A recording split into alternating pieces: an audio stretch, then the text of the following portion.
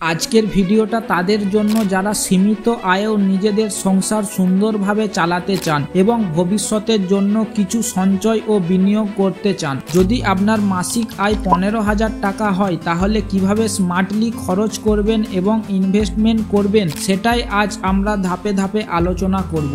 অনেকেই ভাবেন 15,000 টাকায় কি আর সংসার চলে, আর ইনভেস্টমেন্ট তো অনেক দূরের কথা। কিন্তু বিশ্বাস করুন, সঠিক পরিকল্পনা আর একটু বুদ্ধি খাটালে এটা অসম্ভব নয়। হ্যাঁ, বিলাসবহুল জীবন কাটানো হয়তো সম্ভব হবে না, কিন্তু একটি স্বাচ্ছন্দ্য জীবন এবং ভবিষ্যতের জন্য একটি শক্ত ভিত গড়ে তোলা অবশ্যই সম্ভব।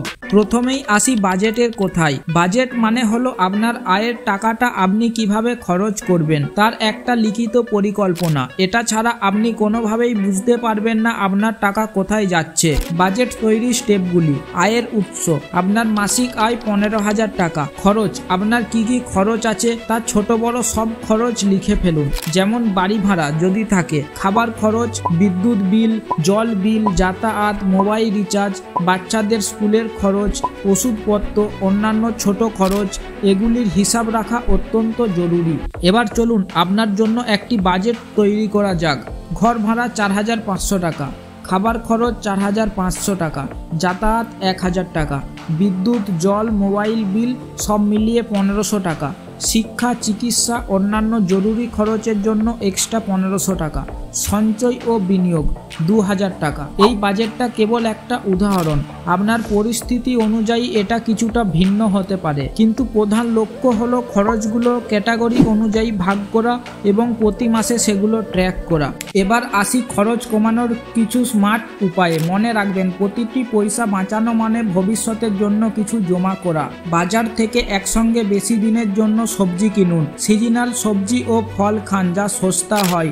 বাইরের খাবার যথাসম্ভব এড়িয়ে চলুন। বাড়িতে রান্না করা খাবার খান। সপ্তাহে খাবারের একটি মেনু আগের থেকেই তৈরি করে সেই অনুযায়ী বাজার করুন। যাতায়াত, যদি সম্ভব হয় হেঁটে বা সাইকেলে যাতায়াত করুন। বাস ব্যবহার করুন। ব্যক্তিগত গাড়ি বা বাইক ব্যবহার সীমিত রাখুন। লং ডিস্টেন্সের জন্য ট্রেন বা সরকারি বাস ব্যবহার করুন। বিদ্যুৎ ও জল, অপ্রয়োজন লাইট, ফ্যান, টিভি বন্ধ রাখুন। কম বিদ্যুৎ খরচের যন্ত্রপাতি ব্যবহার করুন। জল অপচয় বন্ধ করুন।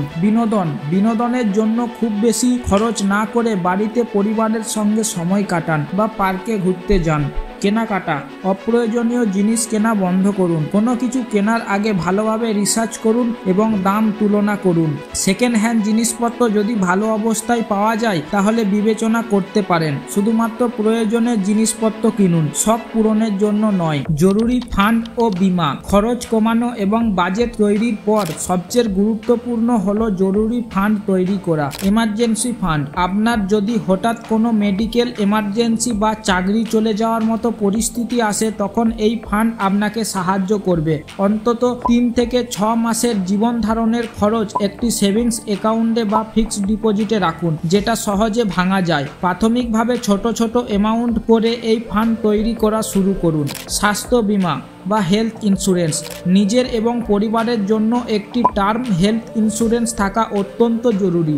এটি আপনাকে বড় চিকিৎসার খরচ থেকে বাঁচাবে। খুব বেশি প্রিমিয়াম না হলেও বেসিক কভারেজ যুক্ত একটি প্ল্যান নিতে পারেন।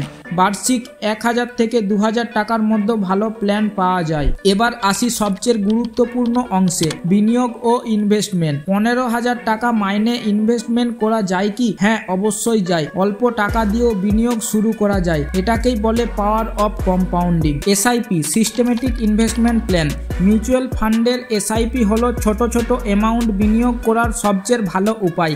আপনি প্রতি মাসে 500 টাকা বা 1,000 টাকা করে এসআইপি শুরু করতে পারেন। দীর্ঘমেয়াদে এটি আপনাকে ভালো রিটার্ন দিতে পারে। কোথায় বিনিয়োগ করবেন? আপনি ইন্ডেক্স ফান্ড বা ব্লু চিপ ফান্ডের এসআইপি শুরু করতে পারেন। এগুলো তুলনামূলক কম ঝুঁকিপূর্ণ এবং ভালো রিটার্ন দেয়। কিভাবে শুরু করবেন? অনেক অ্যাপ বা ব্রোকারেজ প্ল্যাটফর্ম আছে, যেমন জিরোধা, গ্রো, আপস্টক ইত্যাদি। এগুলোর মাধ্যমে সহজেই এসআইপি শুরু করা যায়। পিপিএফ, পাবলিক প্রফিটেড ফান্ড, এটি একটি সরকারি স্কিম যেখানে ভালো সুদ পাওয়া যায় এবং এটি সম্পূর্ণ ঝুঁকিমুক্ত। এখানে বছরে কমপক্ষে 500 টাকা জমা দিতে হয়। এটি 15 বছরের জন্য একটি দীর্ঘমেয়াদী বিনিয়োগ। এই সীমিত আয়ের জীবনযাপন করার সময় কিছু ভুল এড়িয়ে চলা জরুরি। ক্রেডিট কার্ডের ফান্ড। ক্রেডিট কার্ড ব্যবহার করা থেকে বিরত থাকুন যদি না আপনি 100% নিশ্চিত যে আপনি সময়মতো বিল পরিশোধ করতে পারবেন, কারণ এর সুদের হার অনেক বেশি। ধার বা লোন। অপ্রয়োজনে ব্যক্তিগত লোন নেওয়ার থেকে বিরত থাকুন। তাৎক্ষণিক সন্তুষ্টি। ছোট ছোট শখের জন্য বেশি খরচ করার থেকে বিরত থাকুন। বড় লক্ষ্য পূরণের দিকে ফোকাস করুন। মানসিক প্রস্তুতি ও ধৈর্য। সবচেয়ে গুরুত্বপূর্ণ হলো মানসিক প্রস্তুতি আর ধৈর্য।